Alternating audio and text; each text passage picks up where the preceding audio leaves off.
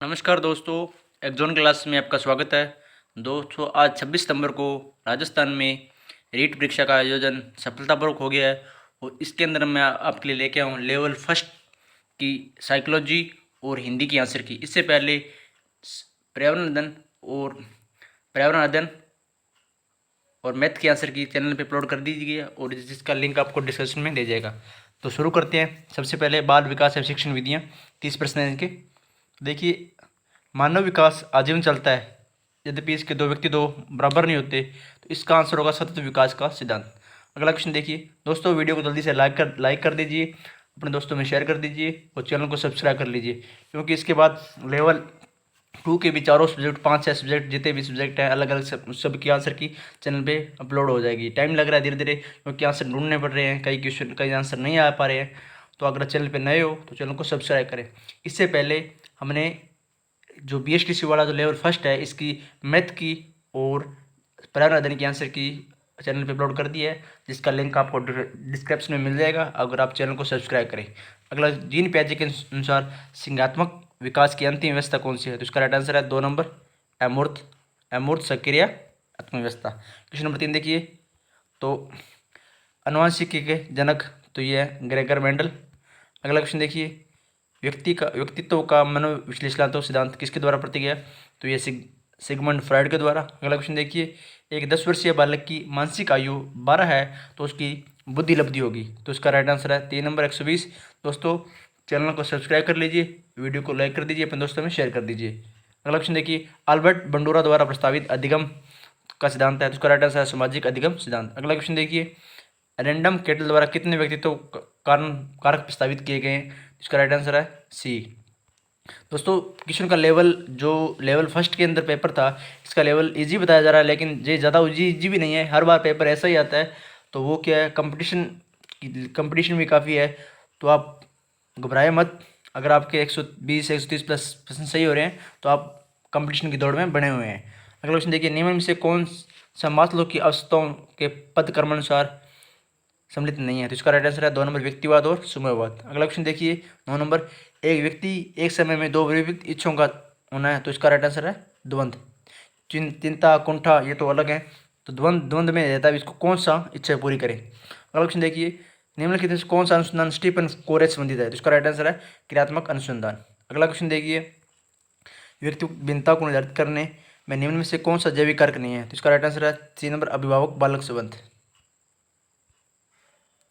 Question number 12 देखिए, down selection का कारण है, तो ये XXY गुणसूत्र है, डाउन सिंड्रोम। ठीक है। अगला क्वेश्चन देखिए, विश्वास चिन्ह की अवधारणा से आशय है, तो इसका राइट आंसर है ए, निर्दिष्टों की वस्तुनिष्ठा। अगला क्वेश्चन देखिए, निम्न से कौन सा एक प्रक्षेपीय परीक्षण का उदाहरण नहीं है? तो इसका राइट आंसर है मल्टीपल इंटेलिजेंस का MMPI। अगला क्वेश्चन देखिए, बहुबुद्धि का सिद्धांत किसने प्रतिपादन किया? तो ये हार्वर्ड गार्डन ने। अगला क्वेश्चन देखिए 16 नंबर, उपचारात्मक शिक्षण किस प्रकार के बालकों में प्रयुक्त होता है? तो धीमे सीखने वाले बालकों के अंदर। अगला क्वेश्चन देखिए, क्वेश्चन नंबर 17, खेलकूद की विधि कौन सा सिद्धांत है जो खेलकूद की विधि आधारित है? तो ये शारीरिक शिक्षा कार्यक्रम। अगला क्वेश्चन देखिए, NCF 2015 की राष्ट्रीय स्टीयरिंग समिति के अध्यक्ष कौन थे? तो इसका राइट आंसर प्रोफेसर यशपाल। अगला क्वेश्चन देखिए, RTI अधिनियम 2009 किस समूह के बालकों के लिए? तो ये 6 से 14 वर्ष के लिए 21 क्या के अंदर संशोधन के अंदर। इनमें से कौन सा एक दैहिक अभिप्रेरक नहीं है? तो इसका राइट आंसर उपलब्धि। अगला क्वेश्चन देखिए, NCF 2005 के अनुसार गणित शिक्षण का प्रमुख उद्देश्य है, तो बालक के चिंतन का गणितीकरण। अगला क्वेश्चन देखिए, पारितोषिक तथा दंड के माध्यम से सीखना अधिगम के किस सिद्धांत से संबंधित है? तो इसका राइट आंसर क्रिया प्रस्तुत अनुबंध। अगला क्वेश्चन देखिए, क्वेश्चन नंबर 23, निम्नलिखित में कौन सी प्रक्रिया बाल्यावस्था के दौरान सीखने से संबंधित नहीं है? तो इसका राइट आंसर है तर्क। अगला क्वेश्चन देखिए, किसी विशेष कार्यक्रम या प्रशिक्षण प्रभावों का मापन करने के लिए किस प्रकार के प्रशिक्षणों को परिकल्पित किया जाता है? तो इसका राइट आंसर है डी नंबर, चर्चात्मक। दोस्तों के चैनल पे नए हो तो चैनल को सब्सक्राइब कर लीजिए, वीडियो को अपने दोस्तों में शेयर कर दीजिए, वीडियो को लाइक जरूर कर देना और आप कमेंट करके बताना कि आपके कितने प्रश्न सही हो रहे हैं। अगला क्वेश्चन देखिए, विकास की किस अवस्था में एक व्यक्ति वैश्विक समाज की समस्या का सामना करता है? तो इसका development stage, individual problem of vocational adjustment. इसका राइट आंसर है बी नंबर, एडोलसेंस, किशोरावस्था। अगला क्वेश्चन देखिए, शिक्षण अधिगम का मनोविज्ञान आधार किस पर आधारित है? तो ये अध्ययन शैली पर आधारित है। अगला क्वेश्चन देखिए, आरटीआई के अंदर आरटीआई अधिनियम 2009 के अनुसार प्राथमिक विद्यालयों के लिए विद्यार्थी और अध्यापक का अनुपात क्या होना चाहिए? तो इसका राइट आंसर है डी नंबर 30:1। 30 विद्यार्थियों पे एक अध्यापक होना चाहिए। अगला क्वेश्चन देखिए 28 नंबर, मध्यावधि परीक्षा एक उदाहरण है, तो यह रचनात्मक मूल्यांकन का है। अगला क्वेश्चन देखिए क्वेश्चन नंबर 29, कौन सा रोग वसानुगत है?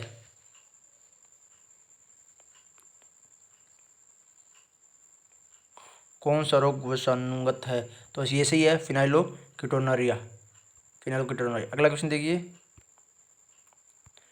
30 नंबर, निम्न से कौन सा बुद्धि का निष्पादन परीक्षण है? तो यह भाटिया बेंट्री इसका राइट आंसर है। अगला क्वेश्चन, अगला जो पार्ट है बी नंबर पार्ट, खंड ख और भाषा 1 हिंदी के 30 प्रश्न है। तो देखिए ये गंधांश है, इससे प्रश्न है।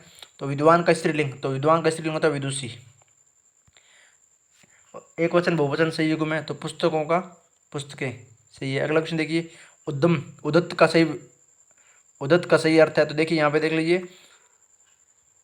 उसकी शंकाओं का समाधान करने के लिए उत्तर रहते हैं, मतलब तैयार रहते हैं, हमेशा तत्पर रहते हैं। तो इसका राइट आंसर होगा सी नंबर, तत्पर। अगला क्वेश्चन देखिए, बड़े बड़े महात्मा सदैव लोगों की शंकाओं का समाधान करने के लिए उद्यत रहते हैं, तैयार रहते हैं। तो वाक्य में कौन सा काल है? तो वास्तव में उस्मान है, वर्तमान काल है। अगला देखिए, अगला भी देश शब्द का पर्यायवाची है, तो राष्ट्र देश का पर्यायवाची है। उत्तम का लोप अदम। अगला क्वेश्चन देखिए, अपने हित के लिए किया गया कार्य अवकाश के लिए स्वार्थी बंदा जो अपने हित के लिए कार्य करता है। अगला क्वेश्चन देखिए, विद्वेष का शब्द में उपसर्ग है, तो इसमें उपसर्ग है वी जमा देवेश। यथाशक्ति, शक्ति के अनुसार, ये अव्ययीभाव समास का उदाहरण है। अगला क्वेश्चन देखिए, मुहावरे का सही विकल्प चुनिए। तो इसका राइट आंसर है सी। इसमें यहाँ चोरी करते पकड़े जाना, इसकी नाक झुक गई, नहीं नाक कट गई होना था, ये गलत हो गया। सुरेश की अकल मर गई, ये भी गलत है। कम बंद का दम फूलने लगा, दम घुटने लगा होता है, बंद कमरे में दम घुट। इसका राइट आंसर है सी नंबर। दोनों भाई खेत के स्वामित्व के लिए लाल पीले हो गए। अगला क्वेश्चन देखिए, क्वेश्चन नंबर 41, हिंदी भाषा के वाक्य के मनुष्य अंग होते हैं। तो इसमें होता है विधेय और उद्देश्य। तो इसका राइट आंसर होगा 2। अगला क्वेश्चन देखिए, खुद श्रीमान बैंगन खाए औरों को परहेज बताए। तो इसका लोकोक्ति का अर्थ है केवल दूसरों को सलाह देना, लेकिन खुद उस पर अमल नहीं करना। परोपकार संधि का किस संधि का प्रयोग है? तो परोपकार के अंदर गुण संधि है, पर जमा उपकार। दोस्तों चैनल पे नए हो, चैनल को सब्सक्राइब। अगला क्वेश्चन देखिए, मुझे विश्वास है कि उन्हें किसी अन्य बंदी से नहीं मिलने दिया जाएगा। तो देखिए वाक्य बताना है कौन सा है? तो यहाँ की का यूज हुआ है, तो की मिश्र वाक्य है। अगला क्वेश्चन देखिए, आपका जिम सुख में हो, अर्थभेद के आधार पर किसका वाक्य है? तो ये इच्छावाचक है, इच्छा कर रहे हैं अभी आपका जिम सुख में हो। अगला क्वेश्चन देखिए, जिस समास पद के दोनों पदों में से विशेष और विशेष में होता है, तो वह कर्मधारय समास। डॉक्टर चंद्रा अदम्य साहस की धनी है। तो इसमें जो साहस है वो उसके गुण का गुण की विशेषता बता रहा है, तो ये गुणवाचक विशेषण है। अगला देखिए, निम्नलिखित में से अध्याधरण के लिए प्रयुक्त चिन्ह है। तो इसका राइट आंसर है ये। अगला क्वेश्चन देखिए, उस शिक्षक शास्त्री का नाम बताइए जिसने कहा था कि स्कूल एक बाग है, अध्यापक माली और बच्चे पौधे। तो इसका राइट आंसर है फ्रोवेल। अगला क्वेश्चन देखिए, महात्मा गांधी द्वारा प्रवर्तित भविष्य शिक्षा का एक प्रमुख सिद्धांत है मातृभाषा के माध्यम से शिक्षा प्रदान करना। अगला क्वेश्चन देखिए, कौन सा बोलने की योग्यता नहीं है? तो अशुभाषण बोलने की योग्यता है। अगला क्वेश्चन देखिए, क्वेश्चन नंबर 52, रेडियो अधिगम सामग्री है, तो ये श्रव्य अधिगम सामग्री है। क्वेश्चन देखिए अगला, ध्वनि शब्द वाक्य रचना को ज्ञान देना हिंदी भाषा शिक्षक का उद्देश्य है, तो ये ज्ञानात्मक उद्देश्य है।